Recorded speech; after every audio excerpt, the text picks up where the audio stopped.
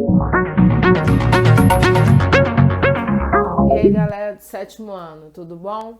Hoje nós vamos começar o nosso livro 2. Nosso primeiro módulo é o módulo 8, que nós vamos falar sobre relações entre ângulos. É um módulo que está bem ligado a uma outra disciplina, que é a disciplina de desenho geométrico. Vamos lá. Bom, ângulo é o conjunto de duas semi-retas que estão em um mesmo plano e partem de uma mesma origem. Aqui eu desenhei o ângulo AOB, onde o vértice é o ponto O, que é o ponto de origem. Os lados dele são o OA e o OB. O nome desse ângulo é AOB. Observe que o vértice tem que ficar no meio da nomenclatura e com o sinal de ângulo. O tamanho dessa medida será quantos graus esse ângulo possui. Só para relembrar, para eu medir os graus de um ângulo, eu vou utilizar o meu transferidor. Relação entre ângulos. Nós vamos ter os ângulos congruentes, que são os ângulos iguais. A palavra congruência vem da palavra igual. Demonstrei aqui para vocês dois ângulos, BAC e o DEF, ambos com 60 graus. Independente do lado que está a abertura deles, eles estão com o mesmo tamanho, com o mesmo grau, ou seja, são chamados de ângulos congruentes. Ângulos consecutivos. Os ângulos consecutivos são aqueles que possuem um lado em comum. Aqui eu tenho dois ângulos, o ângulo BOA e o AOC, onde o lado OA pertence tanto a um ângulo quanto ao outro. Logo, os dois ângulos são chamados de consecutivos. Os ângulos adjacentes, eles vão possuir o mesmo vértice, lado em comum, e não possuem ponto em comum. Posso citar os mesmos ângulos como exemplo. Ele possui o mesmo vértice, tem um lado em comum, porém não possuem ponto em comum. Logo, esses dois ângulos são chamados de consecutivos e adjacentes. Porém, nesse meu mesmo desenho, eu tenho um ângulo aqui fora, que é formado pelas semi-retas OB e OC, e esse outro aqui, que é formado pelas semi-retas OA e OC. Ou seja, eu tenho um ângulo BOC e um ângulo AOC, que possui somente o mesmo vértice, porém não tem o mesmo lado em comum. Então, quando um ângulo não tem o mesmo lado em comum, ele vai ser somente adjacente.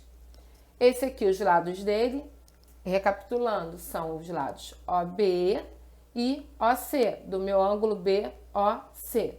E do meu ângulo AOC, são os lados OA e OC. Eles não vão possuir o mesmo lado em comum. Sendo assim, eles só poderão ser chamados de adjacentes. Ângulos complementares é quando a soma dos dois ângulos resultam em 90 graus. Aqui eu formei um ângulo com 30 e um outro com 60 graus.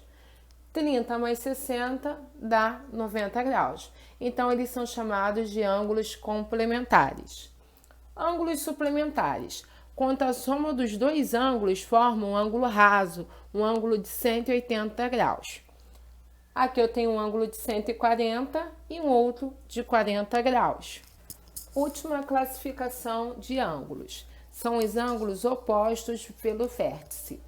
Aqui eu tenho um vértice E, onde os lados EA e ED são opostos. E os lados EB e EC também são opostos. Dessa forma, eu posso concluir que o ângulo CED é oposto ao ângulo AEB. Uma característica dos ângulos opostos pelo vértice é que eles têm a mesma medida. Aqui eu também tenho dois ângulos opostos pelo vértice, que eu coloquei de caneta vermelha, mais dois. O ângulo A é C e o ângulo B é D. Bom, dessa forma, esses dois ângulos que estão em vermelho, eles vão possuir a mesma medida, e esses dois que estão em roxo também vão ter a mesma medida. Aqui abaixo eu coloquei explicado para vocês quem são esses ângulos. B é D é o vermelho e o A é C, esse outro vermelho. Esses dois opostos possuem a mesma medida. A é B, esse roxinho, com outro roxo, que é o C é D, vai possuir a mesma medida. Uma observação importante. A junção dos quatro ângulos vão formar um giro, que é 360 graus. Bom, classificação dos ângulos. Eles vão ser classificados de acordo com a medida do seu ângulo. Nós teremos o ângulo nulo, que ele possui 0 grau. O ângulo agudo, que é maior que 0 e menor que 90 graus, ele é assim fechado. O ângulo reto, que possui 90 graus, é formado por retas perpendiculares.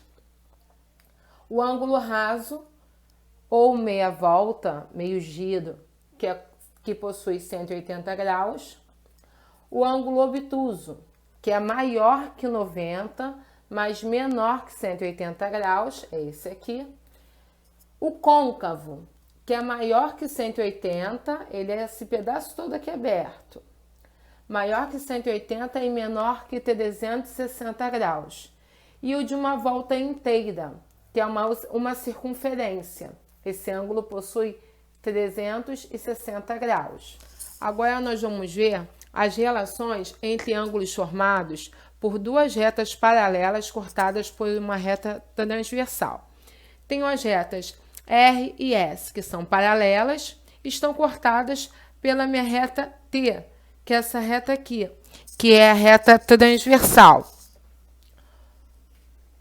Dentre essas três retas, eu vou ter os ângulos correspondentes, que são os ângulos A e E, o A e o E, que eu coloquei aqui em preto, o B e o F, que estão em vermelho, o C e o G, que estão em roxo, e o D e o H, que estão em laranja. Todos os ângulos correspondentes, eles possuem a mesma medida. Ou seja, o ângulo E tem a mesma medida do ângulo A, o ângulo B tem a mesma medida do ângulo F, o C a mesma do G e o H a mesma do ângulo D. Nessas relações, eu também tenho ângulos opostos pelo vértice. Aqui eu teria o ângulo D e o ângulo F, que são opostos e possuem a mesma medida. E o ângulo C e o ângulo A, que também são opostos, e com isso possuem a mesma medida. Aqui embaixo, o G e o E são opostos, e o H e o B. Isso nós vimos anteriormente. São classificados também em alternos internos. Observe esse nome, interno. Ele está na parte interna dessas retas, do conjunto dessas retas. Vamos verificar quem são os ângulos que estão aqui dentro, ó. São esses quatro ângulos aqui, ó, que são o AD e o BG. Logo, eles são os ângulos alternos internos. E temos também os alternos externos, que estão na parte externa do conjunto dessas minhas retas. Vão ser o C e o F, e o H e o E. Bom, com isso nós terminamos esse nosso módulo. Espero que tenham gostado e até a próxima.